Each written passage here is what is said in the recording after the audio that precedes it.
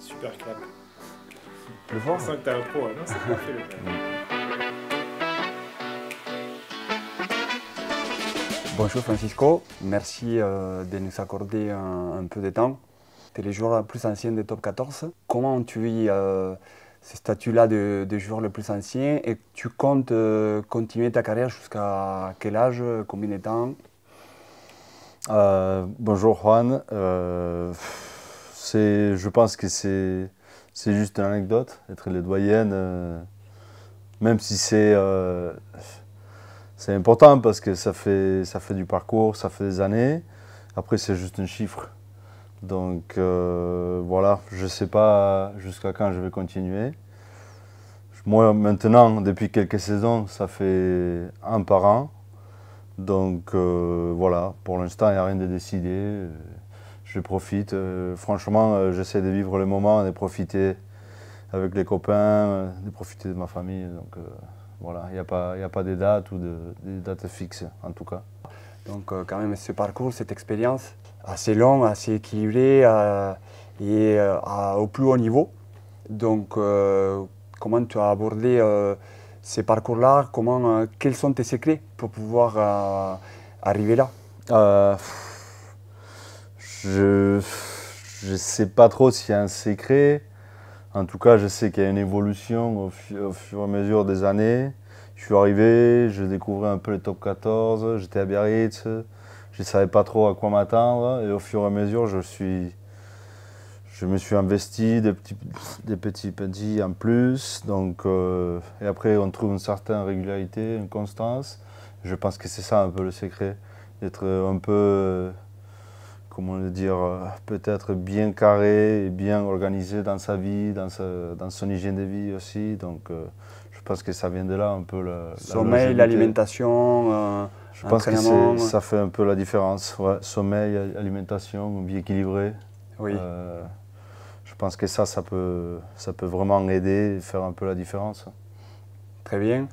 Et au-delà des top 14, donc tu as fait une belle carrière internationale, mais cette carrière internationale, donc il y a eu comme deux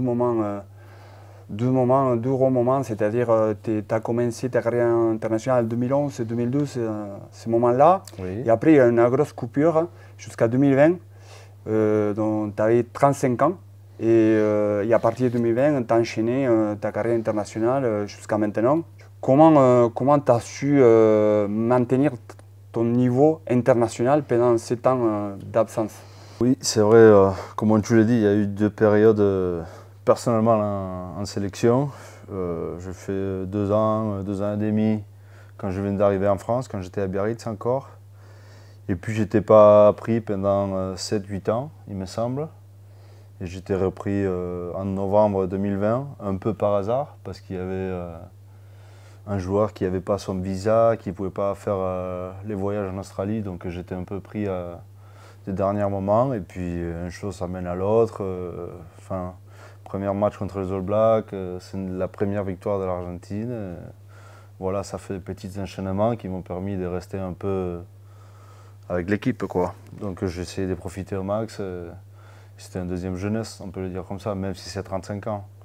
Donc ça t'a boosté aussi? Est-ce que ça a contribué aussi à, voilà, justement à te motiver, à rester concentré, rester performant, le fait d'avoir relancé cette carrière internationale? Oui, je pense que ça m'a fait du grand bien de revenir en sélection. Ça fait toujours plaisir de jouer pour son pays, d'être avec des coéquipiers, des copains, parce que même si au club c'est exceptionnel, aller en sélection, tu joues contre les meilleurs du monde. Donc c'est une chose qui change du top 14. Après, c'est dur quand tu n'es pas appelé pendant 8 ans parce que tu essayes de comprendre, tu te poses des questions. Je ne sais pas, c'est pas évident. Donc j'essaie de me concentrer sur le club. J'étais à bloc avec mon club, ou mes clubs entre guillemets. C'était Bordeaux et après Lyon. Et puis quand l'opportunité est venue, j'ai profité juste. Très bien. Et pour maintenir cette performance donc, à niveau international et est au meilleur niveau en France, dans un des meilleurs championnats du monde, le top 14. Donc, parce que dans ce sport-là, dans le rugby, on parle beaucoup de suppléments, de supplémentation pour accompagner cette hygiène de vie.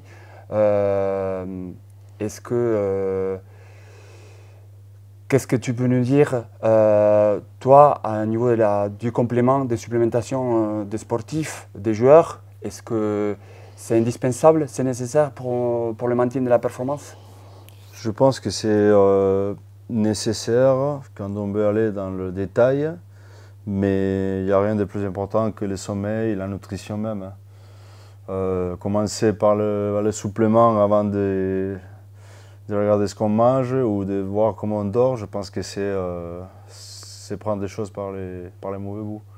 Donc je pense qu'il y a un certain ordre à respecter et je pense que si on respectait tout ce qu'il y a avant, ça peut aider, les vitamines, la protéine, ça peut aider, mais ce n'est pas les plus importants. Certainement, aujourd'hui, il y a beaucoup de produits, il y a beaucoup de commerce, il y a beaucoup d'argent qui rentre en jeu, mais je ne pense pas que ça soit le truc primordial qui va faire la différence. Et pour savoir si tu as besoin de ces suppléments-là pour décider quel supplément on prend, pourquoi, etc., est-ce que tu t'es fait guider? Est-ce que tu choisis toi-même? Tu prends le conseil de quelqu'un, de médecin, le préparateur physique? Comment tu vas choisir cette supplémentation? En top 14, je pense que tous les clubs ils sont bien accompagnés. Donc, moi, je ne prends rien sans passer avant, soit par le chef en prépa, soit par les docs. Oui. Donc, à ce niveau-là, c'est un peu irresponsable de prendre des choses sans avoir demandé avant. Oui. Et les niveaux inférieurs, quand je n'étais pas professionnel, j'essayais de trouver quelqu'un de confiance, un médecin ou quelqu'un qui était vraiment sérieux pour poser des questions. Je ne prenais pas des trucs sans demander. Donc, oui. Je pense qu'il faut toujours passer par un médecin d'abord pour savoir si c'est bien ou pas pour la santé et puis par un spécialiste, quelqu'un qui peut nous accompagner. Très bien. Et tu sais que il y a beaucoup de cas où on prend des décisions de prendre des suppléments, des compléments alimentaires et ils sont contaminés. Et donc beaucoup de sportifs ils vont sans l'intention, ils vont être positifs. Donc quel conseil tu peux donner à ces sportifs-là pour éviter les contrôles positifs? Les conseils, c'est de se renseigner avant. On peut pas prendre des choses juste pour vouloir gagner du temps ou pour vouloir être au mieux récupéré sans avoir bien se renseigner. Aujourd'hui, je pense qu'il y a un label en France. Certains produits ont un label, ils ont soit autorisé ou s'ils n'ont pas ces labels, ça veut dire qu'ils n'ont pas été testés ou contrôlés par l'agence, il me semble. Oui, c'est la norme AFNOR en France, okay. Où c'est une norme où les fabricants s'engagent à suivre un protocole pour ne pas avoir de substances interdites à l'intérieur du complément. Mais voilà, malgré cette norme-là, on sait que le risque zéro n'existe pas. Ouais. C'est pas les compléments alimentaires, ce n'est pas comme les médicaments, ce n'est pas réglementé de la même façon. Donc du coup, il y a toujours un risque de contamination. Après, je pense que c'est important de toujours passer par les médecins, les docs. Après, il y a une liste qui est assez longue avec des médicaments qui sont interdits. Donc avec cette liste, on peut toujours consulter. Je pense qu'elle est sur Internet et c'est de facile accès. Donc totalement. Aujourd'hui, avec un téléphone, on peut trouver 3 minutes, on peut trouver si c'est interdit ou pas. Donc c'est à chacun d'être responsable sur soi-même. Hein. Très bien. Et dans ton cas particulier, est-ce que tu as déjà suivi des contrôles? J'imagine que oui. Oui, j'en ai suivi une vingtaine, je dirais, peut-être. Un peu moins, peut-être, mais ouais. C'est un truc, un peu un protocole, hein. Ouais, on connaît tous. Hein. Mais après, il n'y a rien de. Il faut juste suivre un peu les protocoles, suivre les étapes, essayer de faire pipi et puis remplir les formulaires. Il n'y a rien de méchant, rien d'extraordinaire. Il faut juste avoir un peu de temps et patienter, quoi. Et le premier contrôle que tu as que tu as suivi, quelle a été ta sensation sur le premier contrôle? Et aussi, avant ce contrôle-là, est-ce que tu avais déjà des notions de dopage, antidopage? Est-ce que tu as été éduqué? Est-ce que tu as été sensibilisé?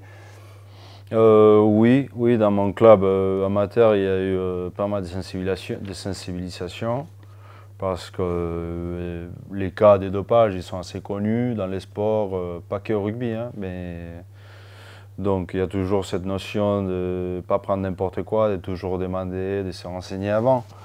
Mais mon premier contrôle, c'était normal, quoi. C'est ton club en Argentine qui t'avait sensibilisé ou oui. t'avait porté des notions du Oui, dopage? oui, mes premières notions. Après, c'est toujours pareil. Quand on s'intéresse à quelque chose, si on veut être dans la règle, c'est à soi de s'intéresser, pour ne pas être en faute.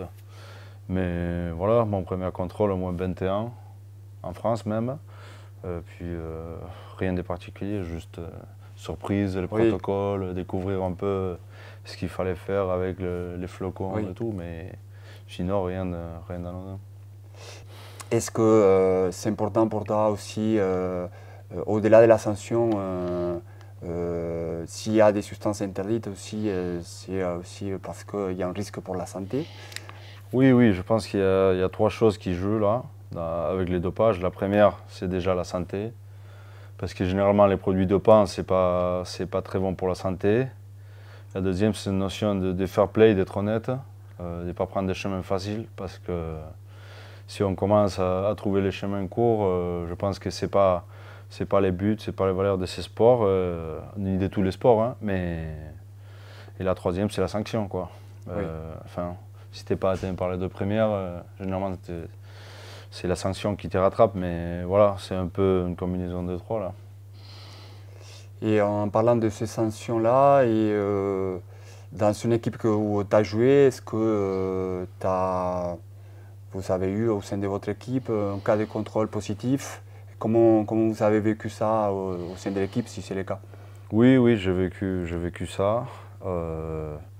Après, on l'a vécu normal. Un joueur, il avait pris un médicament qui était soi-disant intoxiqué. Donc voilà, il a eu les choix. Il s'exprimait devant les groupes. Il a dit j'ai pris telle ou telle chose. Maintenant, je vais commencer un procès.